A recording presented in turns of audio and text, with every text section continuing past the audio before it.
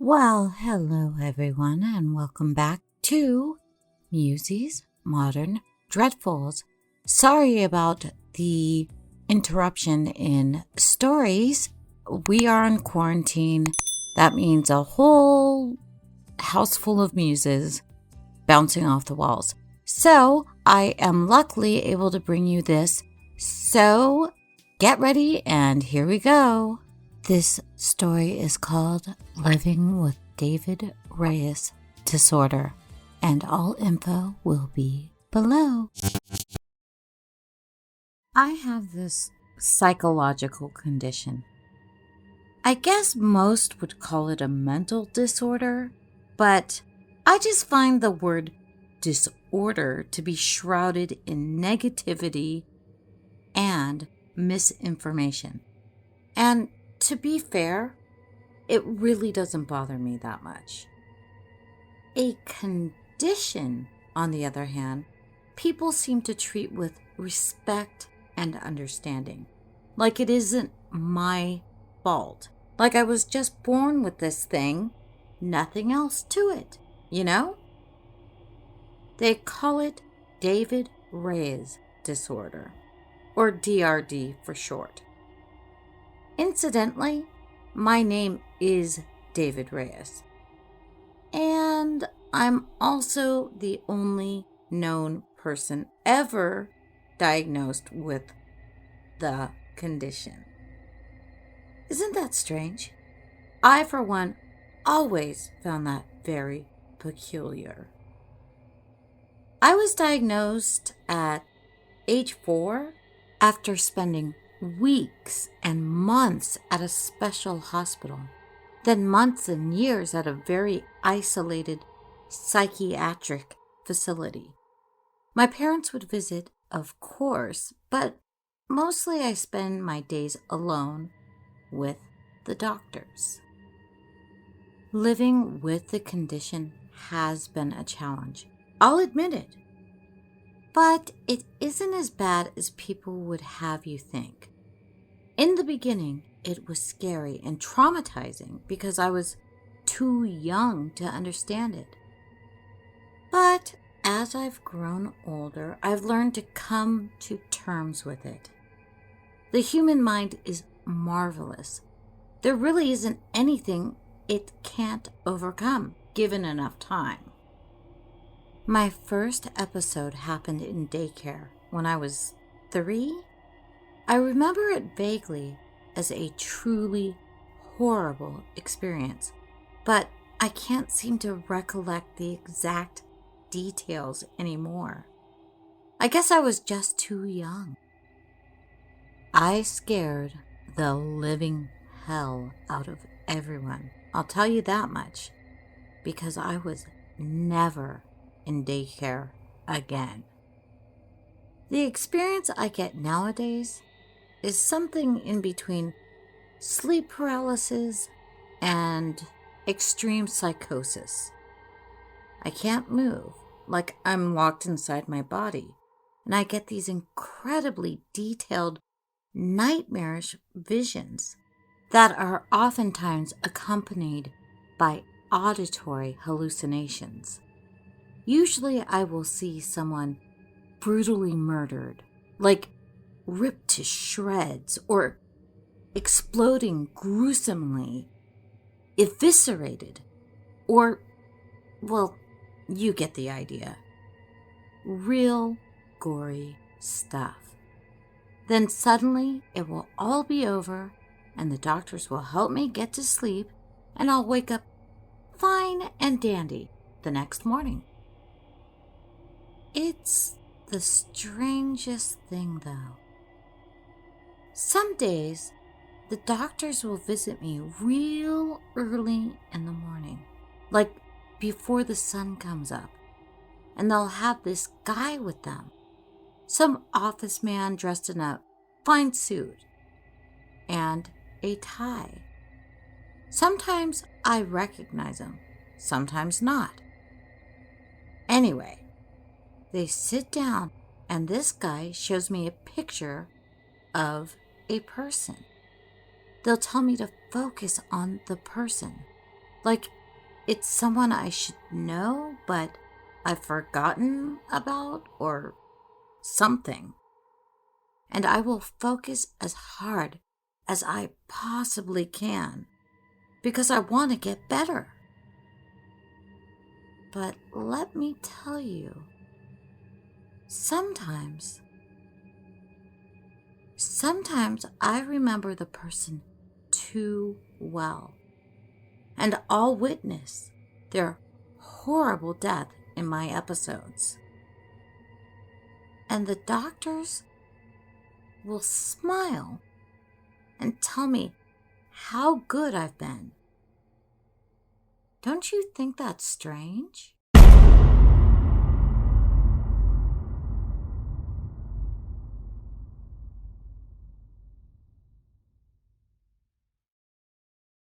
And with that, we have Living with David Reyes Disorder.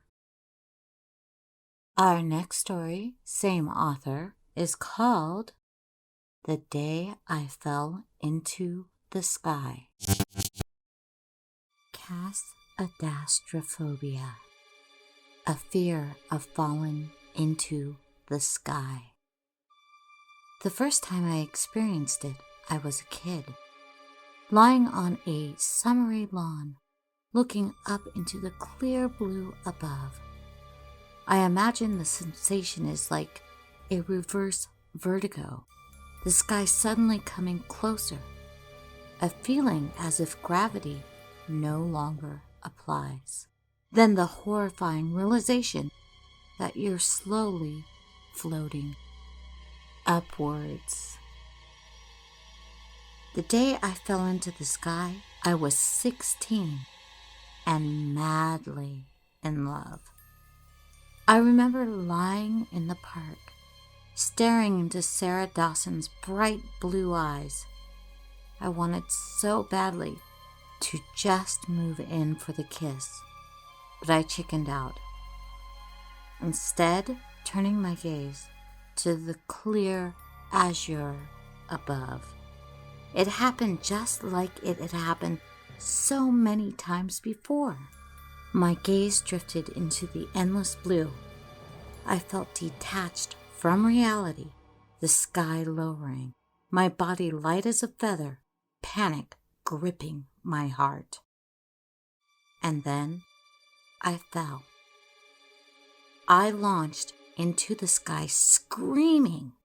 Within seconds, I was hundreds of yards into the air, and the pressure in my head was building rapidly. Breathing soon became impossible, and I finally passed out. I woke up in unimaginable pain. Dread overcame me when I realized I couldn't move a single muscle. "We got a live one, Doc," a man's voice called. "How are the organs?" another voice replied. "Could use a couple of weeks." "Put it back under then." I was suspended in the air. A dark room, two blurry silhouettes moving around methodically. I tried to scream, but there came no sound, just horrid echoes in my mind. I don't know why it took me so long to realize. One of the men, blurry silhouettes, prodded me idly, every touch like a million needles inserted directly into my nerve endings. Where are my feet? "It's conscious, Doc," the figure said. "So, put it back under." Won't it remember?" "Does it matter?" Where are my arms? I was a dangling torso, suspended in the air by pulsating cyst-ridden organic wires.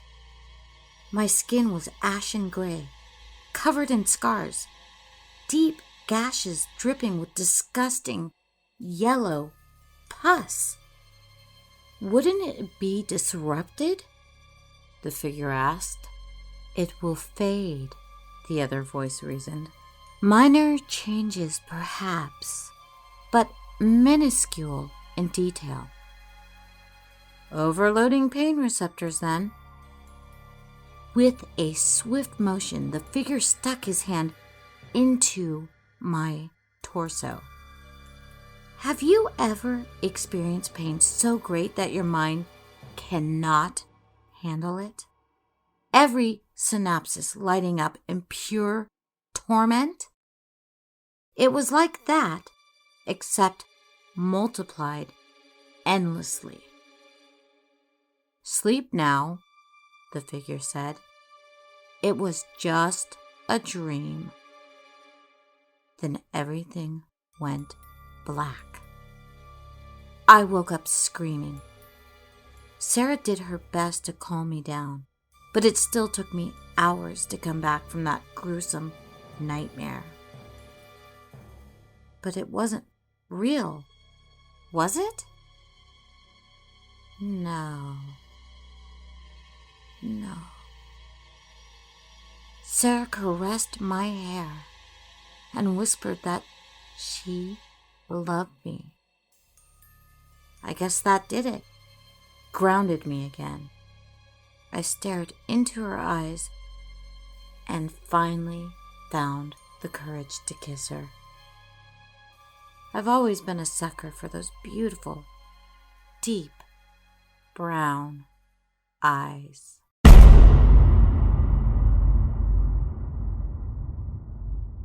And with that, I wish you all health and happiness, and I beg you to stay safe, stay isolated as much as possible, and hey, if you're isolated with your family, you can go on walks, just stay away from others at least 6 feet. That's what I'm doing. I'm not a doctor, I'm not telling you what to do, but hey, just take care of yourself, because Yippy-Ki-Ya, Musey-Lovers, I adore you, and thank you for stopping by to listen, and we'll make it through this together. Stay in, and I will try to provide you with more entertainment as soon as possible. In fact, there's some collabs coming up, so look forward to that. I will announce the sooner I get. Okay? Bye for now. Love y'all. Stay healthy. Bye.